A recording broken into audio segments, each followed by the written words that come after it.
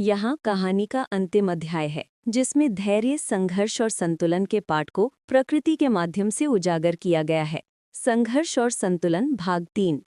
जैसे जैसे सुबह की किरणें घने जंगल में अपनी जगह बनाती गईं, रिया और करण ने अपनी यात्रा जारी रखी।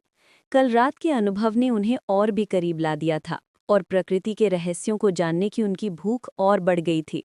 आज उन्हें जंगल के उस हिस्से में जाना था जहां एक प्राचीन नदी बहती थी, जिसके बारे में कहा जाता था कि वो जीवन के गहरे पाठ सिखाती है।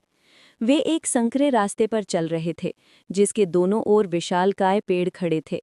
पेड़ों की शाखाओं पर पक्षी चहचहा रहे थे और हवा में ताजगी भरी खुशबू थी। रिया ने गहरी सांस ली और कहा, करण, क्या तुम्हें लगता है कि हम आज कुछ नया सीख पाएंगे? करण ने मुस्कुराते हुए जवाब दिया, मुझे पूरा यकीन है रिया, प्रकृति कभी निराश नहीं करती, बस हमें अपनी आंखें और मन खुले रखने होंगे। थोड़ी देर बाद उन्हें दूर से पानी के बहने की आवाज सुनाई दी। जैसे ही वे और आगे बढ़े, उनके सामने एक मनमोहक दृश्य प्रकट हुआ। एक चौड़ी नदी शांत भाव से बह रही थी, जिसके किनारे पर रंग बिरंगे फूल खिले थे।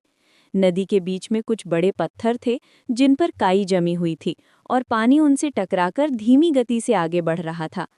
कितनी शांत है ये नदी, रिया ने फुसफुसाते हुए कहा। लगता है जैसे ये सदियों से इसी तरह बह रही है। करण ने ध्यान से नदी को देखा।